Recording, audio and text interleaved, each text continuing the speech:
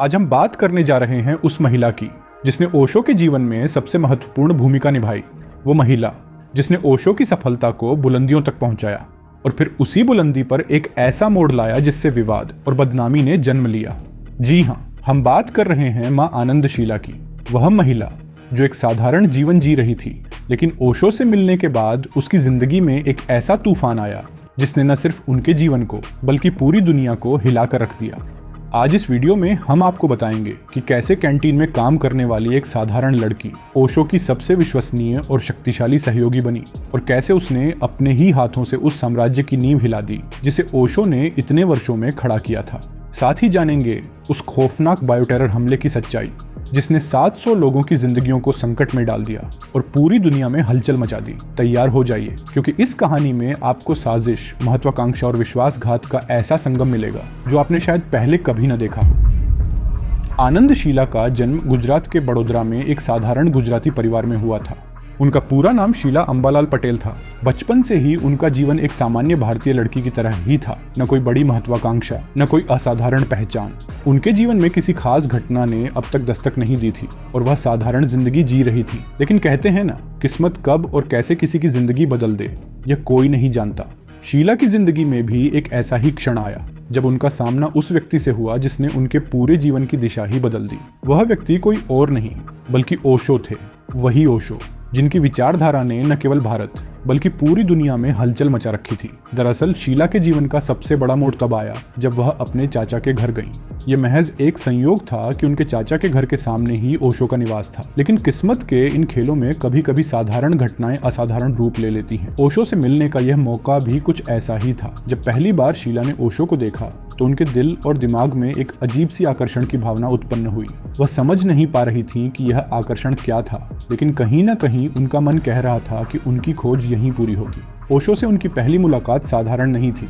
वह एक आम व्यक्ति से मिल नहीं रही थी। वह उस व्यक्ति से मिल रही थी जो पहले ही एक आध्यात्मिक गुरु के रूप में ख्याति प्राप्त कर चुका था। जब शीला ने ओशो के पास जाकर उनसे मुलाकात की तो ओशो ने न केवल उन्हें गले लगाया बल्कि उनके सिर पर अपना हाथ भी रखा। यह स्पर्श एक साधारण व्यक्ति के लिए नहीं बल्कि शीला के लिए एक बेहद खास अनुभव था। उस एक क्षण में शीला ने महसूस किया कि जिस आध्यात्मिक मार्गदर्शन की वह तलाश कर रही थी वह उन्हें ओशो में मिल सकता है। ये मुलाकात केवल एक साधारण परिचय नहीं थी, ये एक ऐसी कड़ी थी जिसने शीला के पूरे जीवन का रुख ही बदल दिया। इसके बाद शीला ने ओशो के आश्रम में रहने का फैसला किया। उन्होंने केवल एक अनुयायी के रूप में नहीं बल्कि एक समर्पित साधक के रूप में अपनी यात्रा शुरू की।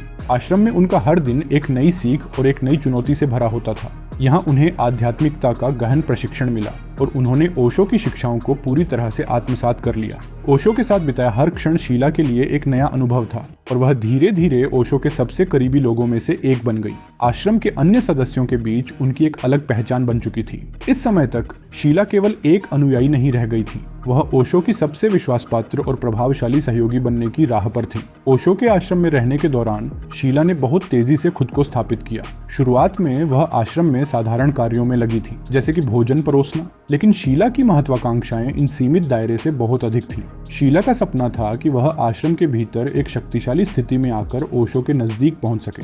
यही वजह थी कि उन्होंने अपनी योजना को पूरा करने के लिए बहुत सूझबूझ और रणनीति से काम किया। इस समय ओशो की पर्सनल सेक्रेटरी लक्ष्मी थी, जो अपने काम के प्रति पूरी तरह निष्ठावान और ईमानदार थी। शीला ने लक्ष्मी के असिस्टेंट के रूप में काम करना शुरू किया, लेकिन उनका असली मकसद लक्ष्मी की जगह लेकर ओशो की पर्सनल सेक्रेटरी बनना था। शीला ने अपनी महत्वाकांक्षा को पूरा करने के लिए आश्रम में अपनी ताकत को बढ़ाना शुरू किया और अपने प्रभाव क्षेत्र को व्यापक बनाने के लिए हर संभव प्रयास किया। शीला ने धीरे धीरे आश्रम के छोटे मोटे विवादों और समस्याओं को खुद ही सुलझाना शुरू किया, बिना लक्ष्मी को सूचना दिए। उन्होंने अपनी कुशलता और समझदारी से हर मुद्दे को प्रभावी ढंग से हल किया, जिससे लोगों का भरोसा अब लक्ष्मी के बजाय शीला पर बढ़ने लगा। शीला ने अपनी रणनीति के तहत आश्रम में विभिन्न कार्यों और गतिविधियों को अपने नियंत्रण में लेना शुरू किया। जैसे जैसे शीला का प्रभाव बढ़ता गया, वह आश्रम के सदस्यों और उनके मुद्दों को अपनी पूरी जिम्मेदारी से निपटाने लगी। उनके इन प्रयासों से शीला ने आश्रम के अंदर अपनी ताकत को बहुत तेजी से बढ़ाया और अपनी छवि को एक प्रभावशाली और निर्णायक व्यक्तित्व के रूप में स्थापित किया।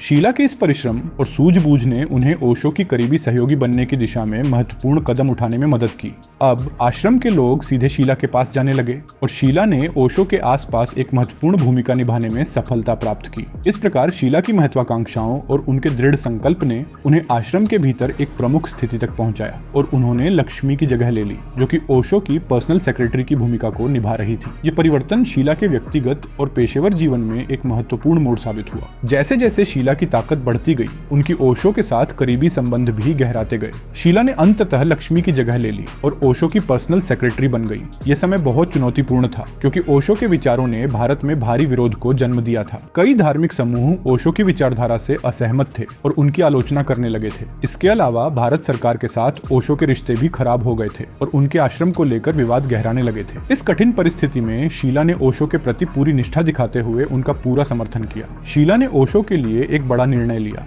भारत से अमेरिका की ओर स्थानांतरित होने का। उन्होंने देखा कि भारत में ओशो के लिए माहौल अनुकूल नहीं था और अमेरिका में बेहतर संभावनाएं थी। शीला की इस योजना ने ओशो को अमेरिका ले जाने की दिशा में एक महत्वपूर्ण कदम साबित हुआ। शीला ने ओशो फाउंडेशन के पैसे का उपयोग करके अमेरिका के ओरेगोन सिटी में विशाल 62,000 एकड़ जमीन खरीदी। ये जमीन ओशो और उनके अनुयायियों के लिए एक नया घर तैयार करने की दिशा में एक महत्वपूर्ण कदम था। शीला ने वहां एक नया शहर बसाने की योजना बनाई, जिसे रजनीशपुरम नाम दिया गया। इस शहर का निर्माण ओशो और उनके लगभग 7,000 अनुयायियों के लिए किया गया ताकि वे वहां शांतिपूर्वक और स्वतंत्रता से रह सकें। रजनीशपुरम में शीला ने पूरी तरह से एक नया वातावरण और समुदाय तैयार किया, जिसमें ओशो के अनुयायी और समर्थक अपने विश्वास और विचारधारा को साझा कर सकें। ये नया शहर केवल एक भौतिक स्थान नहीं था, बल्कि एक ऐसे स्थान की प्रतीक था जहां ओशो की सोच और उनकी शिक्षाओं को पूरी तरह से लागू किया जा सके। इस प्रकार शीला की दूरदर्शिता और समर्पण ने ओशो की वैश्विक उपस्थिति को बढ़ाने में महत्वपूर्ण भूमिका निभाई। उनका यह कदम केवल ओशो की सुरक्षा और स्वतंत्रता सुनिश्चित करने के लिए नहीं था, बल्कि यह उनके विचारों और शिक्षाओं को एक नई दुनिया में फैलाने के लिए भी था।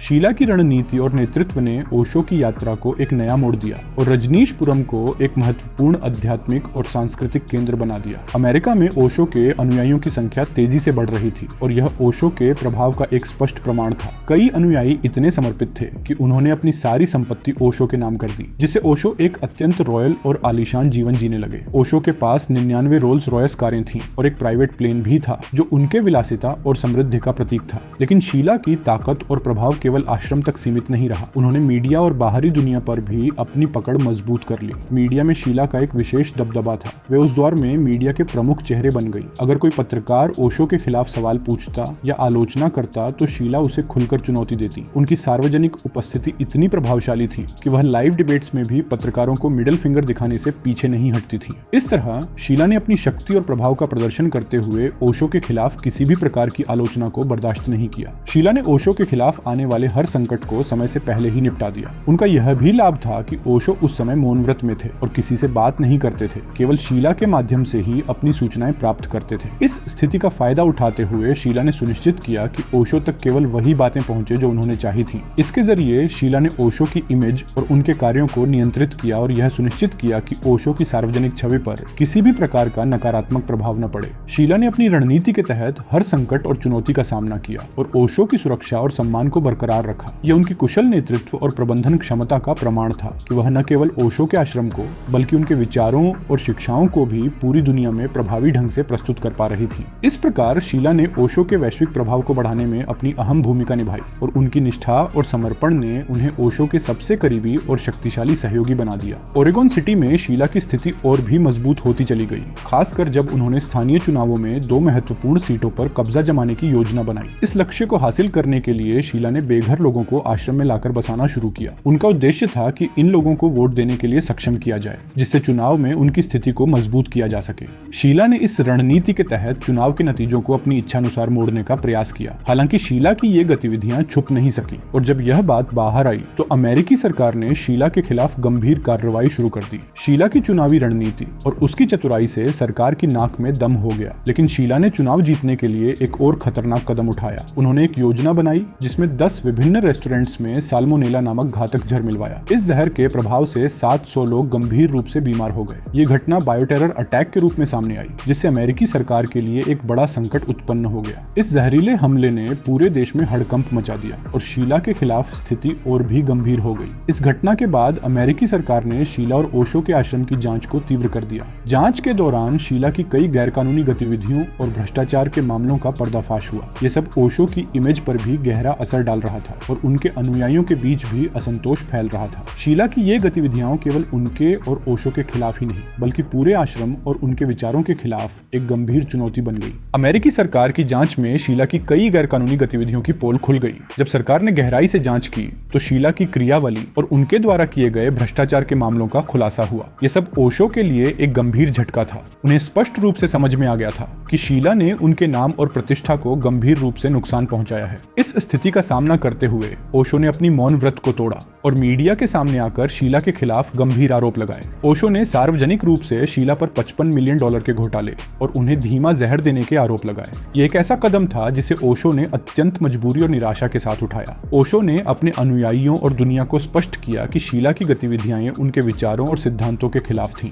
शीला ने इन गंभीर आरोपों का कोई प्रभावी बचाव नहीं किया और जल्द ही स्विट्जरलैंड की ओर रुख किया। स्विट्जरलैंड में शीला को गिरफ्तार कर लिया गया और उन्हें 20 साल की सजा सुनाई गई। हालांकि शीला के अच्छे व्यवहार और सहयोग के कारण उन्हें 39 महीने के भीतर रिहा कर दिया गया। जेल से बाहर आने के बाद भी शीला ने ओशो के खिलाफ कोई सार्वजनिक टिप्पणी नहीं की। आज भी शीला ओशो को अपना प्रेमी मानती हैं और उनके प्रति अपनी निष्ठा बनाए रखती हैं। यह एक अजीब और जटिल रिश्ता था जिसमें प्रेम, विश्वासघात और विवादों का एक जाल बिछा हुआ था। शीला की कहानी एक गहरी और रहस्यमयी यात्रा की कहानी है जो उनके और ओशो के जीवन के जटिल पहलुओं को उजागर करती है। अगर आपको हमारा वीडियो पसंद आया हो तो इसे लाइक और शेयर करें और हमारे चैनल को सब्सक्राइब करना ना भूलें। आपके सवाल और सुझाव हमेशा हमारे लिए इंपॉर्टेंट है, इसलिए उन्हें कमेंट में जरूर छोड़ें। हम आपके साथ ऐसे ही दिलचस्प कहानियां में लाते रहेंगे।